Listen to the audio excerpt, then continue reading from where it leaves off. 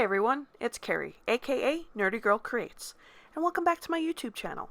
Today is Wednesday Rewind, and we're going to take a look at DC Comics' Wonder Woman, Gods and Mortals, a 7-issue comic series drawn by the great George Perez and written by Greg Porter and Len Wein. Released in 1987, this was an actual relaunch of the Wonder Woman series.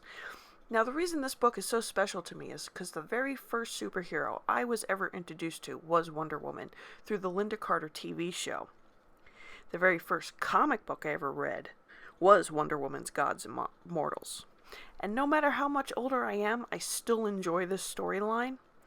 Most of all, I like the fact that they journey into the past of the origins of the Amazons and Themyscira. I also prefer Wonder Woman's origin story in this. I know recently in DC they had retconned it so that she's Zeus's daughter, but I still love the story about her being made from clay and the gods giving her life. So there is 7 issues like I mentioned before. The first being The Princess and the Power, which dives into the origins of the Amazons and how they ended up on the island of Themyscira. It also goes into Wonder Woman's creation and how the gods played a part in both.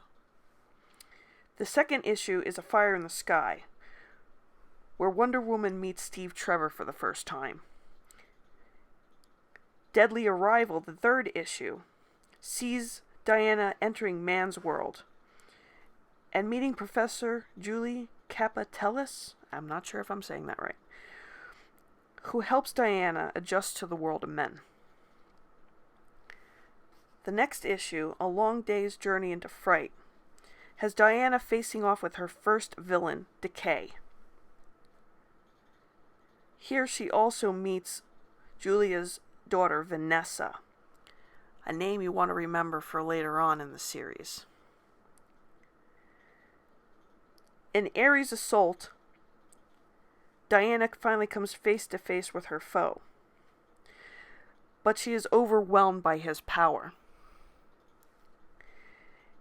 In the next issue, Power Play, Ares tells Diana something she doesn't expect.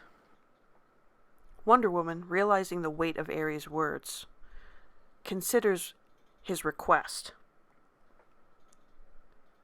In the final issue, Rebirth, not to be confused with the recent Rebirth, Diana is reunited with the Amazons. Meanwhile, Zeus is in celebration over his son's defeat.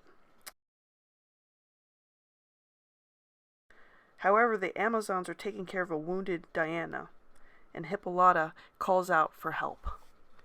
So like I said earlier on in this video, this book means a lot to me because it is the first Wonder Woman comic book I ever read. I prefer the origin of Wonder Woman in this. I love that we get to delve back into the history of the Amazons. I also love George Perez's art. I'm also a big fan of his art from Teen Titans. So, his art after this is what got me to read Teen Titans. The other thing I liked in this is Ares.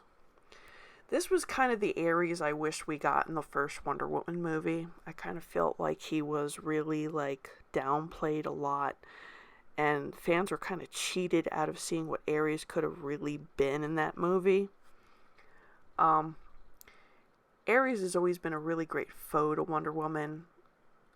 He is probably my favorite villain when it comes to Wonder Woman's rogue gallery, which I know is not the greatest. I'm kind of wishing DC would step up and create some more villains that'd be really interesting to see Wonder Woman go up against.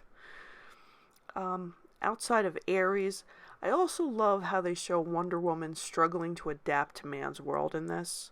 Julia, who's unable to understand Wonder Woman when they first meet, helps Diana learn English, and she's amazed at how quickly Diana could pick it up.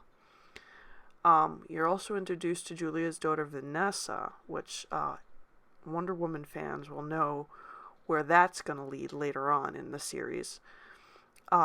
I do recommend reading this. If you are a Wonder Woman fan or just looking for something in back issues to enjoy that's going to be a lot of fun and give you a lot of history of a great character, slightly more updated than it was from her original origins, but it's still the origin I prefer.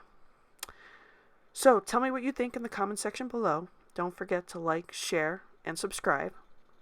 And I will see you on the next video. Bye.